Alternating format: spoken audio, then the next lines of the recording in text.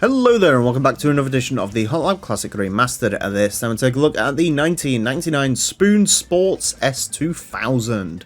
Our final road-going S2000 to take on the course, and this one is probably the least impressive of all of them. This is of course the car that you can get from completing, I believe it's the first license, the B license gives you this if you get all golds, and it's a really good starter car. However, compared to the other S2000s on show, or if you're playing the base game, the singular S2000 that you can find, it's not quite as powerful as that car can get, and obviously there's no racing modification, which is a bit bizarre considering you can put the Spoon livery on the normal S2000, but you can't put a race mod on this one. But anyways, so as a result, this makes a little bit less power than the standard S2000 when fully upgraded, and yeah, not too sure how this is going to do. S2000s have been pretty quick. They've been very good rear-wheel drive sports cars to drive around here, so I'm interested to see how this gets along. Front-engined, rear-wheel drive, 313 horsepower, 1,012 kilos. I can't help but notice the S2000 badge on the side sort of popping in and out as it goes around on its pedestal, but there you go. Of course, it is naturally aspirated with that high-revving S2000 engine. The Spoon Sports S2000 is going to get 6 laps of the Motorsports Land track in order to set the best time it possibly can. Our current leader is the Suzuki Cultus Pikes Peak version. That car set time of a 26.540. The Spoon S2000 unlikely to beat that. Now, in terms of where this is going to go, the S2000s, the quickest one we had was the standard car, and that set a time of 30.2.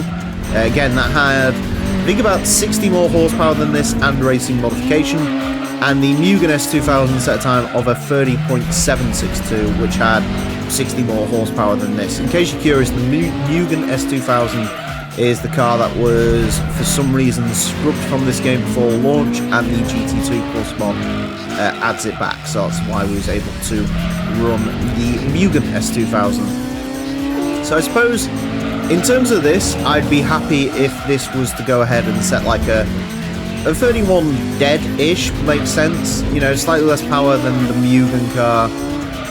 It should still have the decent handling that S2000s have, so that should sort of play towards its strengths, but obviously we have to see.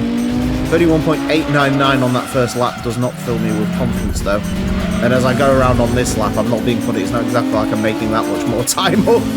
Oh god, this might be quite a slow car, which is weird because on the face of it it's quite a quick car, but or, you know, 313 horsepower isn't bad per se. Understeering's that wall. It feels bizarre. S2000s usually feel pretty sort of nice. You know, they don't understeer. They're sort of the quintessential rear-wheel drive sports cars, really good to drive.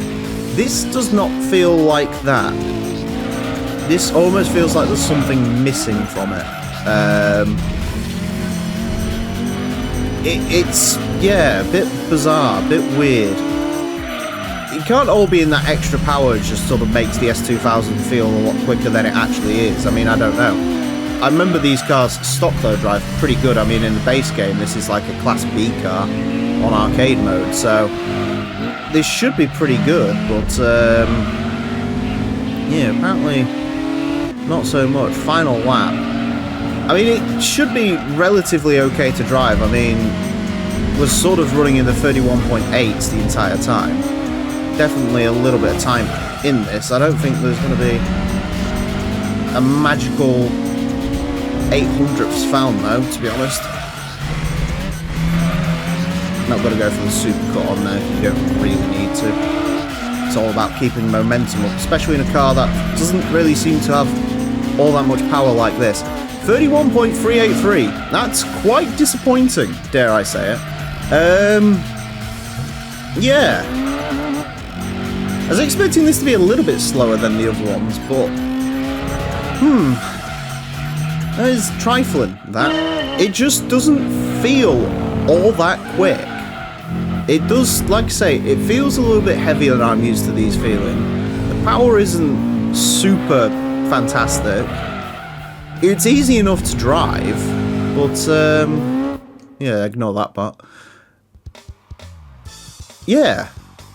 Yeah, it's like, looking at those splits, there's not loads of time in that.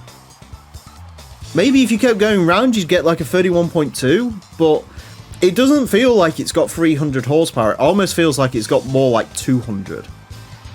It's a bit disappointing. I mean, in terms of like the sporty soft tops, it hasn't done too bad, and it sort of goes into a place where, again, you'd think it wouldn't have done too badly, but compared to some other cars, yeah. Yeah, maybe the extra power does make that better. I mean, it had sort of long gears as well, which I don't think really helps, so, yeah. Interesting. A 31.383 will place this into 382nd place. Goes in between the Toyota MR2 G Limited and the Toyota 2000 GT. Breaks up a little band of Toyotas there. It is slightly quicker than Nissan Stagea 25T RS4V, quicker than the Opel Corsa, quicker than the 71 Skyline GTR, Corolla 11 GT Apex, quicker than the Rally Mini, quicker than the Chaser Tourer V, but I mean, it's slightly slower than the 1.6 Mazda Roadster, which isn't great. So than Dodge Neon, RX-7 Touring X. Yeah, it's just a bit bizarre, really.